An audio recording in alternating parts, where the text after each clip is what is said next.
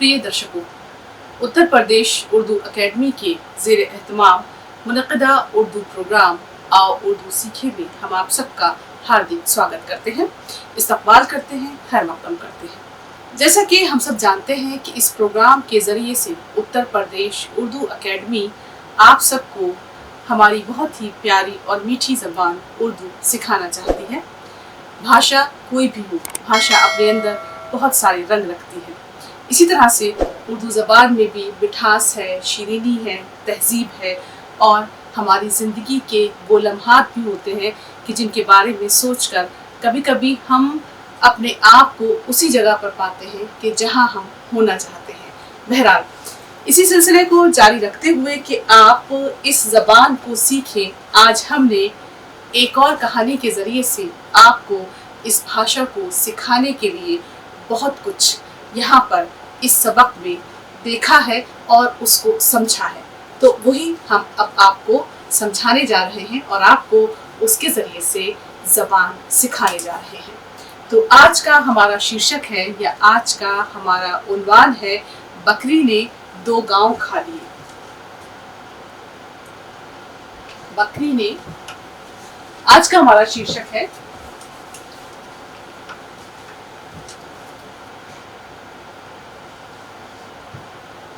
बकरी ने 2 गांव खा लिए।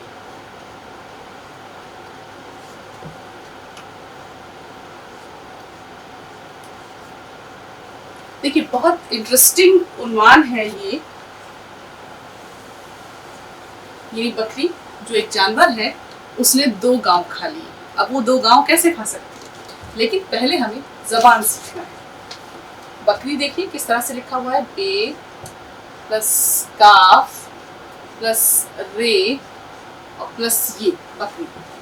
इसको हम फिर वही करेंगे, हम शोशा बनाएंगे बे का, काफ का शोशा ऊपर तक ले जाएंगे, रे नीचे ले आएंगे, बे काफ जबर बक, रे जरी बकरी। अच्छा देखिए, ने एकदम आपको क्लियर है, सिर्फ नून है और प्लस इसमें बड़ी ये है, तो हमने नून का शोशा लिया और बड़ी ये को लिख दिया, नुक्ता लगा दिया, नून ये जबर ने। अब रहा सवाल गांव का, गाफ प्लस अलिफ प्लस वाव, उसके ऊपर हमजा भी है, प्लस नून गुन्ना, गांव। चाहे तो आप हमजा अलग भी लिख सकते हैं। उसको हम जब मिलाकर लिखेंगे तो गाफ को देखिए इस तरह से लिया हमने, ये इस तरह लिखा जाएगा, वाव, वाव के ऊपर ये हमजा और नून गुन्ना। नून गुन्ना अंग की बिंदी की आवाज निकालता है। तो बकरी ने 2 गांव खा लिए। अब देखिए मुरक्कब खे, कल भी मैंने बताया था, इससे पहले भी बता चुकी हूँ, खे अलिफ जबर खा, ये देखिए ख लिए। अब लिए में लाम, फिर हमजा, फिर उसके बाद ये, तो लाम हमजा ये जबर ये लिए, खा लिए। तो देखिए, बकरी ने 2 गांव खा लिए, उन्वान आप सीख चुके हैं। कहानी कुछ इस तरह से शुरू होती है। एक मर्तबा शाहजहां बादशाह ने मुसाहिबों के साथ जंगल में शिकार के लिए जाने का इरादा किया। यानी एक मर्तबा जो है शाहजहां बादशाह अपने मुसाहिबीन के साथ शिकार खेलने के लिए गया। वो शिकार खेल रहा था, मुसाहिबीन कहते हैं दरबारी या उसके साथी। अचानक उसे एक हिरन नजर आया। उसने हिरन के पीछे घोड़ा डाल दिया। हिरन छलांगे मारता हुआ चला जा रहा था और घोड़ा आंधी और तूफान की तरह उसका पीछा कर रहा था। अब देखिए, यहाँ बहुत से मुश्किल लफ्ज आ रहे हैं कि जिनको लिखना सीखना बहुत जरूरी है।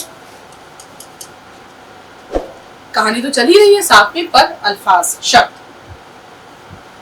मुसाहिब, जैसे ये आया मीम प्लस स्वाद प्लस अलिफ और फिर बड़ी है और फिर बे। अब किस तरह से हम इसको मुख्तसर करेंगे, हिज्जे या स्पेलिंग हम आपको इसी बता रहे हैं कि आपको समझ में आए। तो मीम पिशमो, स्वाद अलिफ जबर स, हे बे ज़ेर हिब, मुसाहिब यानी दरबारी। इसी तरह से एक और इसमें लफ्ज आया खेल। तो खेल में देखिए खे प्लस ये प्लस लाम, खेल। इसको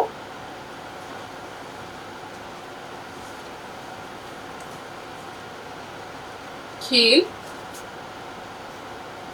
इसको हम लिखेंगे इस तरह से, खे को हमने ऐसे लिया, फिर ये का शोशा लाए, फिर लाम इसमें ले जाएंगे, खेल। एक बार और देखिएगा, थोड़ा सा मुश्किल है इसलिए एक बार और लिखना सीखेंगे। खे ये जबर खे, लाम साकिन, खेल। तो अच्छा, उसके बाद अचानक उसे एक हिरन नजर आया, शिकार खेल रहा था, अचानक उसे एक हिरन नजर आया, उसने हिरन के पीछे घोड़ा डाल दिया। अब देखिए पीछे लफ्ज में कई अल्फाबेट्स जो हैं या कई हर्फ जो हैं वो एक साथ आ रहे हैं, जो आपको लिखने के लिए पहले उसे सीखना जरूरी है। पे थोड़ा सा मुश्किल है, पे ये पी, फिर उसके बाद छे, फिर उसके बाद बड़ी पीछे। अब देखिए पे को हमने शॉर्ट किया, ये का शोशा लिया, फिर छे ले गए इस तरह, फिर उसको ऐसे पीछे। एक बार फिर से देखिएगा,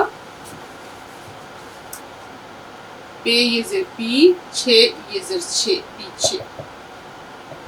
नुक्ते लगाए, पे ये जिर पी, छे ये जिर छे, पीछे। एक और लफ्ज आया घोड़ा। तो खे प्लस वाओ प्लस रे प्लस अलिफ, घोड़ा।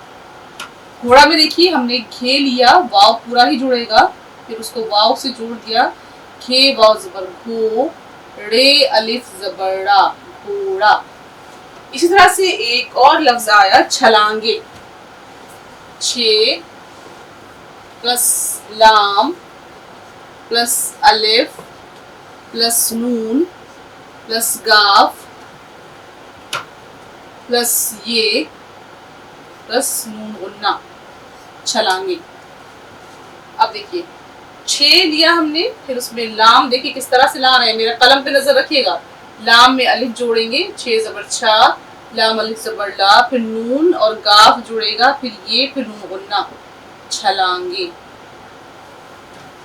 तो हिरन छलांगे मारता हुआ चला जा रहा था और घोड़ा आंधी और तूफान की तरह उसका पीछा कर रहा था। यानी बादशाह जिस वक्त के शिकार खेलने गया तो उसको एक हिरन नजर आया और हिरन बहुत तेज दौड़ रहा था, तो उसके पीछे उसने अपने घोड़ा डाल दिया अपना और आगे पीछे बहुत तेजी के साथ, जैसे आगे आगे हिरन और पीछे घोड़ा। इस भाग दौड़ में मुसाहिब न जाने कहाँ खो गए। बादशाह चलता है तो उसके साथ बहुत लोग चलते हैं, उसके दरबारी चलते हैं, साथी चलते हैं, तो वो सब पीछे रह गए। बादशाह अकेला रह गया।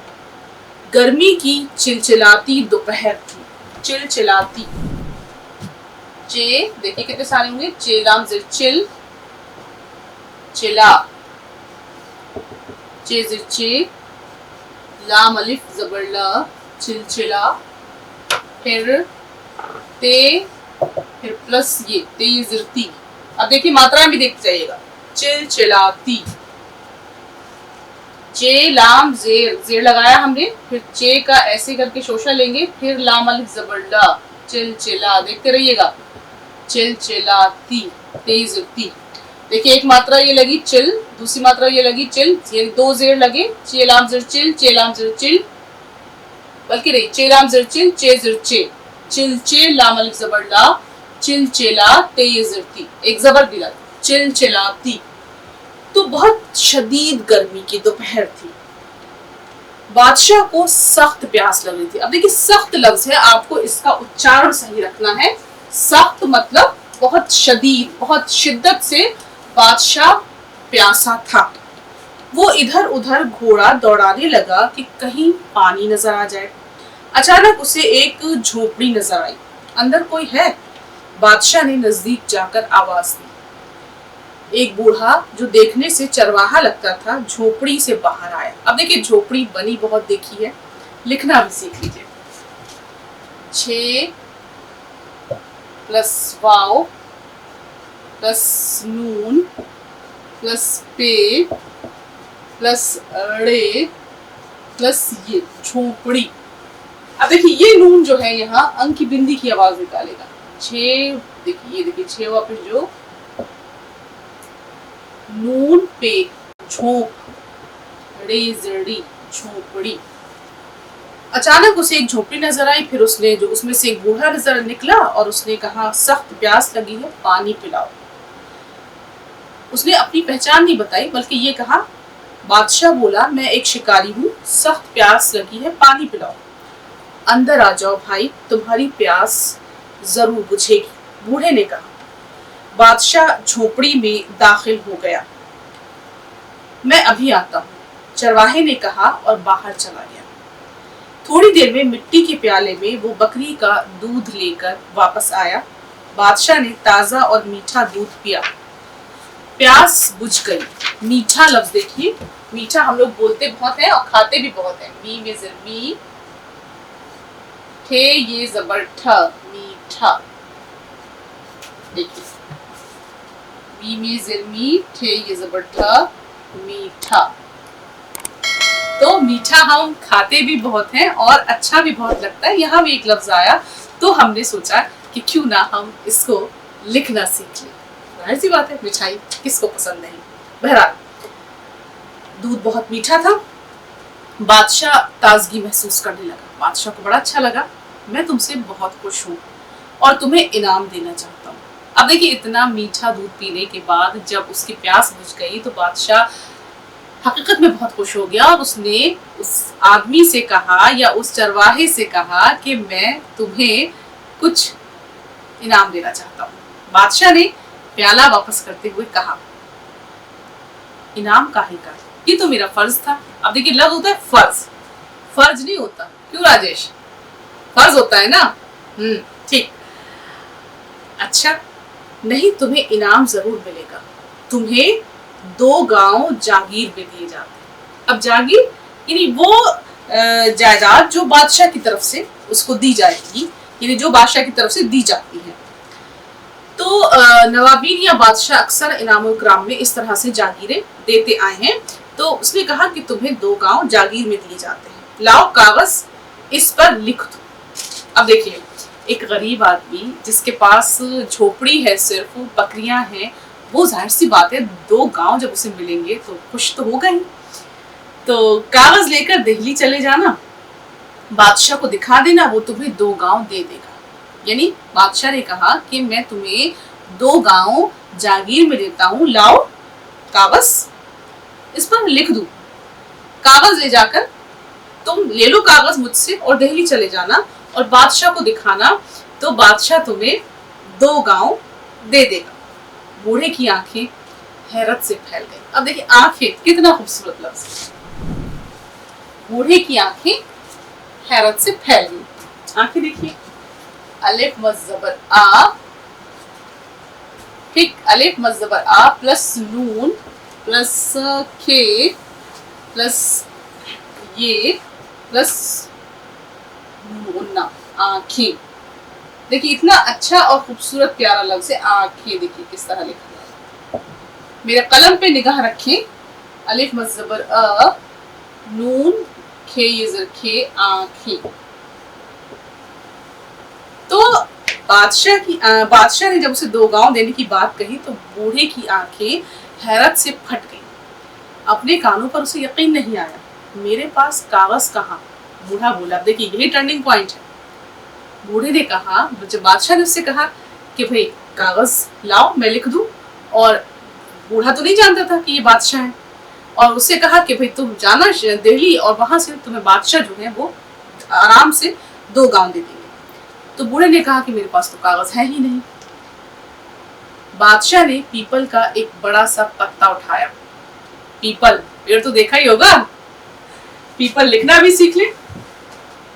पे प्लस ये प्लस पे प्लस लाम, पीपल। देखिए पे को शॉर्ट किया, ये का शोशा लिया, फिर पे का शोशा लिया, फिर लाम। पे ये ज़र पी, मात्रा का भी इस्तेमाल है। पे लाम ज़बर पल, पीपल। बादशाह ने पीपल का एक बड़ा सा पत्ता उठा लिया और उस पर लिखकर बूढ़े को देते हुए कहा, लो ये बादशाह की खिदमत में पेश कर देना। अब देखिए लफ्ज आया खिदमत, खिदमत उसको नहीं बोलना है। अगर आपने यहाँ पर उच्चारण किया खिदमत तो कानों को बहुत बुरा लगता है सुनने में, और दूसरे ये कि आपको खुद भी अच्छा नहीं लगेगा कि कोई आपको टोके कि भाई ये क्या लफ्ज बोला है। खिदमत, खे हलक से आवाज निकलनी चाहिए। लो ये बादशाह की खिदमत में पेश कर देना। अच्छा, पीपल के पत्ते पर उसने लिख दिया, बूढ़े ने रख लिया।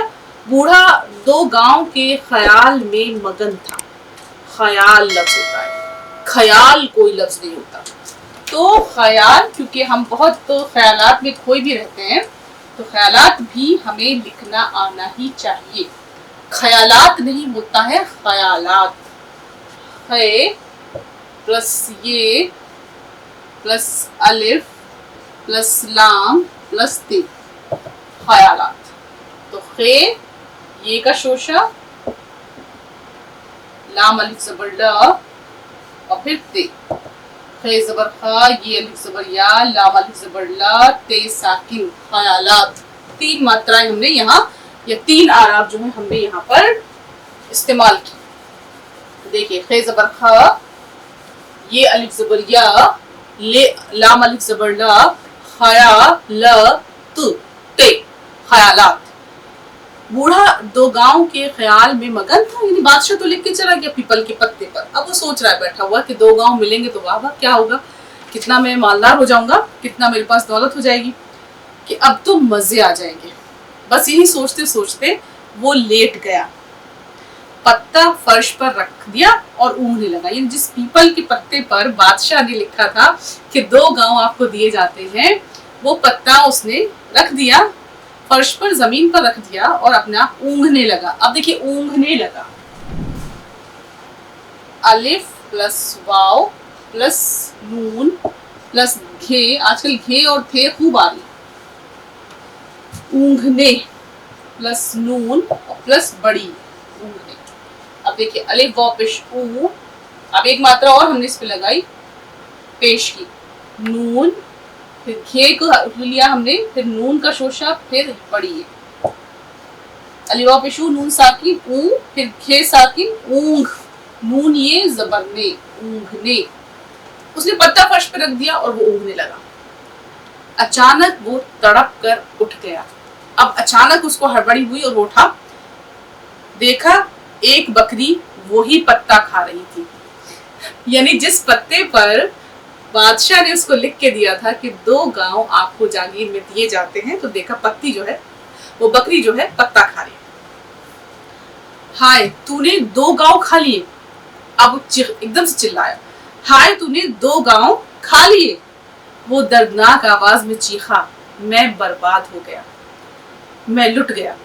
बहुत देर तक वो बच्चों की तरह से सकता रहा। अब देखिए एक गरीब आदमी जिसके पास कुछ नहीं है, 2 गांव उसको मिलने वाले थे और वो भी बकरी उस पत्ते को ही खा गई कि जिस पर लिखा था बादशाह ने कि 2 गांव आपको जागीर में मिलेंगे।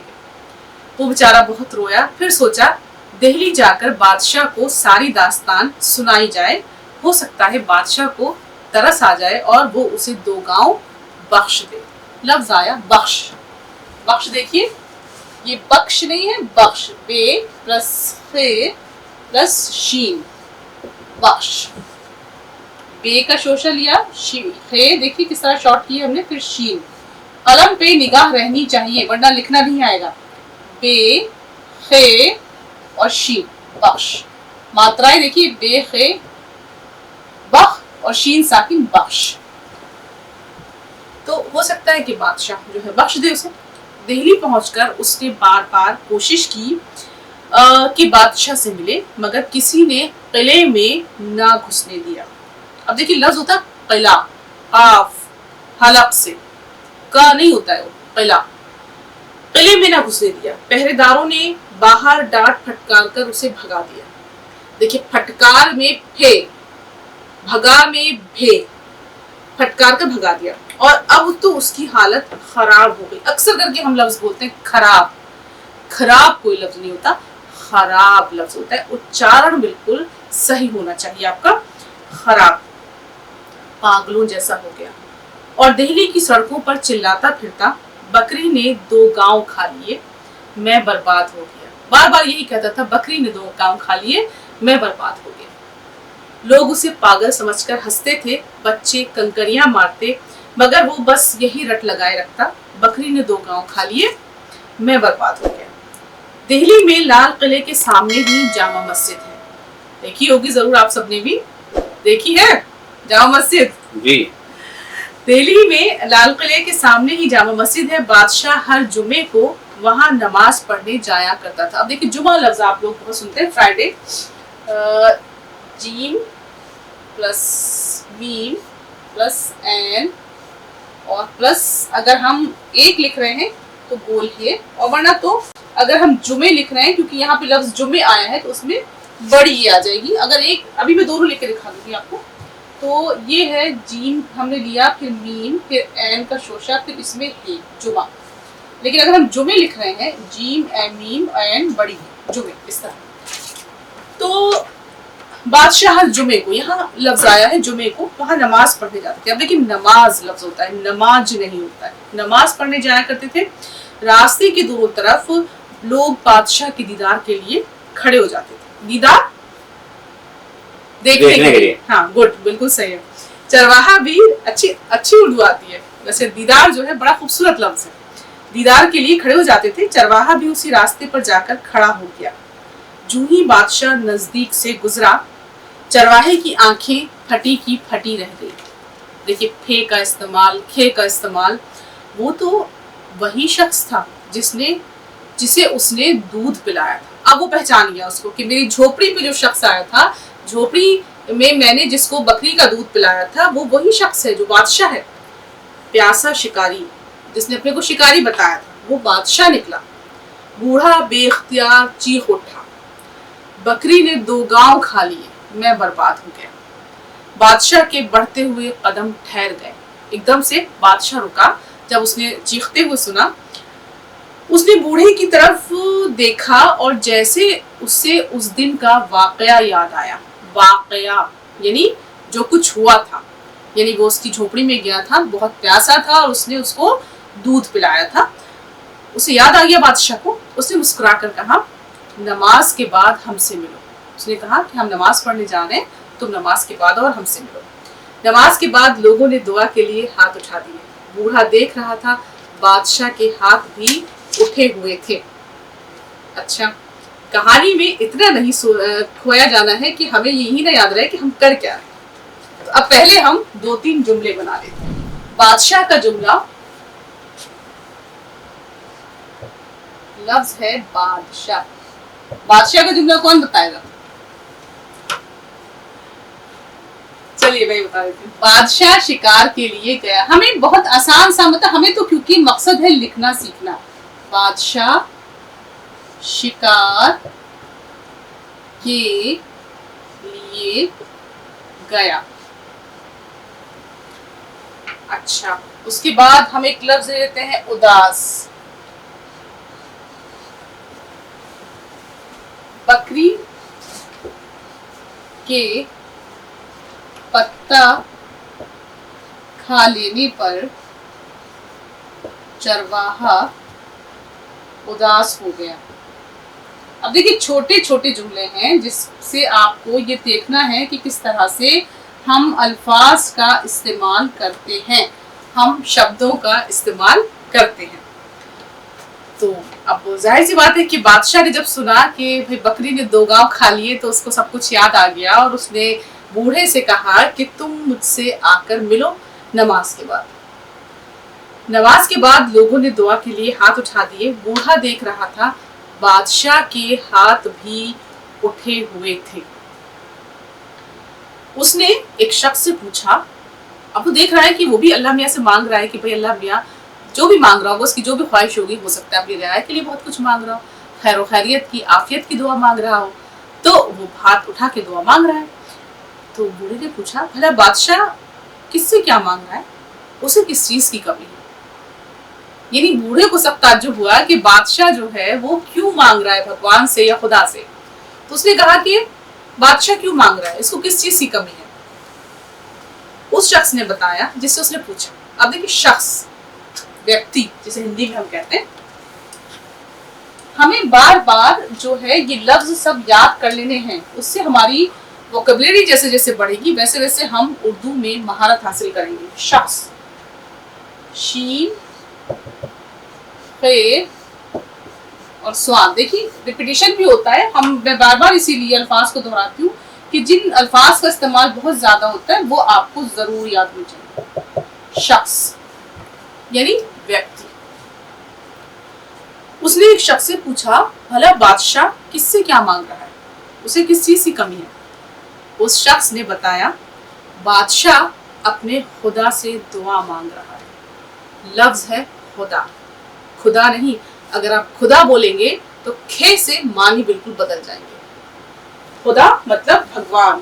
देखिए ये है खुदा यानी भगवान या अल्लाह, जिस नाम से भी आप पुकार ले। लेकिन अगर आपने ये लिख दिया खुदा, खे की अगर आपने आवाज निकाल दी तो उच्चारण के गलत होने की वजह से यहाँ मानी में या मीनिंग में या अर्थ पे बहुत फर्क आ जाएगा। खुदा मतलब किसी चीज को खोदा गया हो। तो देखिए जरा से उच्चारण से कितना फर्क पड़ रहा है। तो आपको मेहरबानी करके याद रखिए कि लफ्ज है खुदा और ये लफ्ज अलग है खोदना या खुदा हुआ। उस शख्स ने बताया, बादशाह अपने खुदा से दुआ मांग रहा है, उस खुदा से जिसने उसे बादशाह बनाया। बादशाह, फकीर, छोटे बड़े सब उससे मांगते हैं। उसने कहा कि कोई कितना भी बड़ा हो, कितना ही छोटा हो, वो सब किससे मांगते हैं? भगवान से या खुदा से मांगते हैं। बूढ़ा गहरी सोच में डूब गया। बादशाह भी खुदा से मांग रहा है, उसके लिए बड़ी ताज्जुब की बात थी। उसने फिर सोचा, बादशाह भी खुदा से मांग रहा है, फिर मैं भी क्यों ना उसी से मांगू। अब देखिए यहाँ उसके दिमाग में ये ख्याल आ गया कि भाई बादशाह के पास इतना सब कुछ है, उसके बाद भी वो खुदा से मांग रहा है, तो फिर मैं भी क्यों ना खुदा से मांगू। बादशाह के सामने हाथ क्यों फैलाऊं। वाह, मैं चाहता हूं जो बादशाह को देता है वही मुझे भी देगा। यानी बूढ़े को दिल्ली जाकर बादशाह से मिलने के बाद और बादशाह को नमाज के बाद दुआ मांगते देख ये ख्याल या ये बात अच्छी तरह समझ में आ गई कि देने वाला सिर्फ भगवान है। हर शख्स, हर व्यक्ति, चाहे वो बड़ा हो चाहे वो छोटा हो, उसी से मांगता है। तो उसे ये बात समझ में जब आ गई तो उसने कहा कि मैं अब बादशाह से क्यों मांगू, मैं तो अब अपने भगवान से या खुदा से मांगूंगा। अब देखिए यहाँ इस कहानी से दो बातें हमारे सामने आई। एक तो ये कि घर आए हुए मेहमान की इज्जत करना चाहिए, जैसे कि हमारे यहाँ हिंदुस्तान में या भारत में कहा भी जाता है कि अतिथि जो है देवो भया, यानी अतिथि जो है वो हमारे लिए बहुत अहमियत रखता है, हमारे लिए बहुत आदरणीय है। इसी तरह से इस कहानी में भी ये बात सामने निकल कर आती है कि मेहमान से न सिर्फ ये कि यानी अतिथि से न सिर्फ ये कि आप अच्छी तरह पेश आए, बल्कि उसकी खातिर भी करें। और एक चीज और सामने आती है कि देने वाला असल जो है वो भगवान है, वही सब कुछ देता है और सबको उसी से मांगना चाहिए। अब यहाँ कुछ सवालात भी हमारे जहन में आते हैं जिनका जवाब लिखकर हमें प्रैक्टिस करनी चाहिए लिखने की। पहला सवाल यह है कि बादशाह की प्यास किसने और किस चीज ने बुझाई। अब देखिए सवाल लिख रहे हैं, मकसद है आपको लिखना आए। बादशाह की प्यास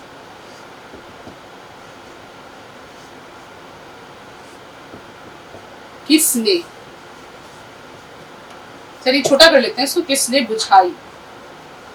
तो किसने बुझाई बादशाह की प्यास? चरवाहे ने। लिखना सीखे, देखिए कलम पे निगाह रखिएगा। जवाब मैं किस तरह लिख रही हूँ, बादशाह, इसलिए बहुत धीरे धीरे लिख रही हूँ। बादशाह की प्यास चरवाहे ने। चरवाहा कैसे लिखा जा रहा है? चरवाहे ने बुझाई। एक जवाब ये हुआ। फिर बूढ़ा चरवाहा किस बात की रट लगाता था? क्या कहता था बार बार वो? बकरी तो गांव खा गई। बिल्कुल सही है। बूढ़ा चरवाहा, पेन पे निगाह रहे। बूढ़ा चरवाहा बार बार, बार देखिए, बार ये कहता था बकरी ने 2 गांव खा लिए, या बकरी 2 गांव खा गई। अच्छा, अब देखिए कि इस तरह से हमने इस सबक के जरिए से न सिर्फ ये कि बहुत सारे अल्फाज को लिखना सीखा है, बल्कि हमने कुछ जुमले भी बनाए और हमने कुछ सवालात के जवाब भी लिखे, और साथ ही साथ हमने ये भी सीखा कि मात्राएं किस तरह से लगाई जाती हैं। तो ज़रूरत इस बात की है कि आप सब लोग अब जो कुछ सीख रहे हैं, क्योंकि इतने सारे एपिसोड्स के बाद आप लोग अब उस जगह पर आ चुके हैं कि आप छोटे छोटे जुमलों से लिखना सीखें। और जो लोग हमारे साथ नए जुड़ रहे हैं, उनसे हमारी गुजारिश यही है कि वो पिछले एपिसोड्स को ज़रूर देखें कि जहां हमने अल्फ़ाबेट से सिखाना शुरू किया, यानी जैसे ABCD या छोटा आ बड़ा आ, यानी अलिफ बे पे ते टे से सिखाना शुरू किया है। उसके बाद हमने हरफों को जोड़ना, हरफों को अलग करना, फिर किस तरह से हम कुछ हर्फ मिलाकर एक लफ्ज या एक शब्द बनाते हैं, वो सब सिखाया है। तो जो लोग नए जुड़े हुए हैं या नए जुड़े हैं, उनको चाहिए कि वो पिछले एपिसोड भी ज़रूर देखें, और जो मुस्तकिल इन एपिसोड्स को देखते आ रहे हैं, जैसे कि मैं हमेशा नाम भी लेती हूँ हंसराज जी, कि वो मुस्तकिल प्रैक्टिस भी कर रहे हैं और बहुत मेहनत भी कर रहे हैं। वो अक्सर करके हमें कमेंट बॉक्स में लिख कर भी भेजते हैं, ज़्यादातर लिखते हैं। तो वो लोग अब इस मरहले पर आ चुके हैं कि उन्हें थोड़ा थोड़ा लिखना चाहिए और इसकी प्रैक्टिस करनी चाहिए, और अगर कोई मुश्किल पेश आती है तो उसे हमें कमेंट बॉक्स में ज़रूर बताएं।